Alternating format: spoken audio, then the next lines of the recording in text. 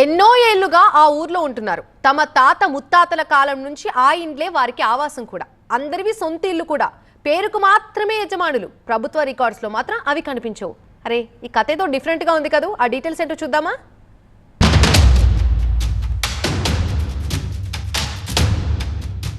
సంగారెడ్డి జిల్లా కంది మండలంలోని చేర్యాల గ్రామస్తుల ఇబ్బందులు అన్నీ ఇన్ని కావు.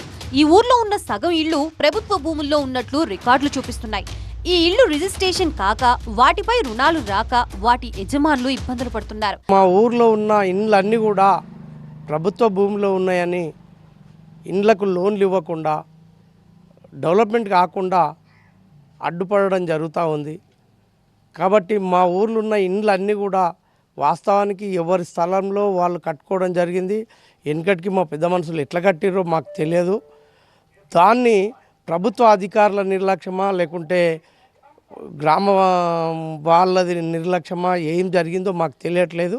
మా ఇండ్లన్నీ కూడా అన్నీ ఎవరి వాళ్లకు పట్టాలలో కట్టుకున్నట్లు చేసి ఇవ్వాలని చెప్పి మా గ్రామ ప్రజలందరి తరఫున నా కోరిక. బ్యాంకు లోన్ కోసం అర్జీ పెట్టుకుంటే ఇళ్లు ప్రభుత్వ స్థలంలో ఉన్నాయని తిరస్కరిస్తున్నారని వాపోతున్నారు స్థానికులు. పంచాయతీ వెబ్సైట్ లో అలాగే చూపెడుతూ ఉండటంతో తలపట్టుకుంటున్నారు. ఈ గ్రామ పంచాయతీ పరిధిలో మొత్తం 846 ఇళ్లు ఉండగా సుమారు 400 ఇళ్లు ప్రభుత్వ స్థలంలోనే ఉన్నట్లు వెబ్సైట్ లో చూపిస్తున్నాయంటున్నారు.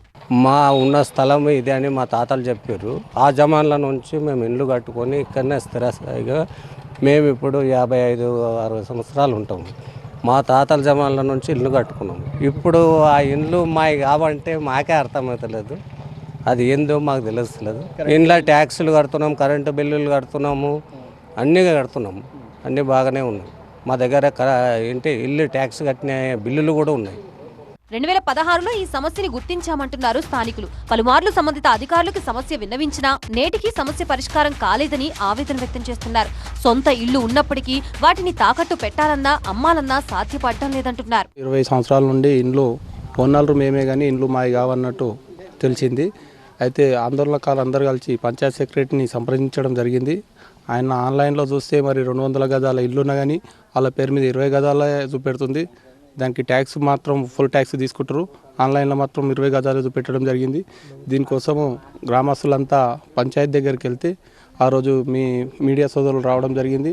ఓనర్లు మేమే కానీ జాగాలు మావి కావాలని పేపర్కి వచ్చింది. ఆ సందేశం రాగానే కలెక్టర్ గారు ఊరికి రావడం జరిగింది. కలెక్టర్ గారు మొత్తం రివ్యూ చేయడం జరిగింది. మరి దానికోసమే మేమంతా గ్రామ ప్రజలు యథావిధిగా మా ఊళ్ళో అందరికీ స్థలాలు వారి అన్నట్టు గుర్తించాలని కోరుకుంటున్నాం. వెబ్సైట్ లో ఎడిట్ ఆప్షన్ ఇస్తేనే పరిష్కారం అవుతుందని అధికారులు అంటున్నారు. ప్రభుత్వం స్పందించి తమ సమస్యని తీర్చాలని వేడుకుంటున్నారు చేర్యాల గ్రామస్తులు.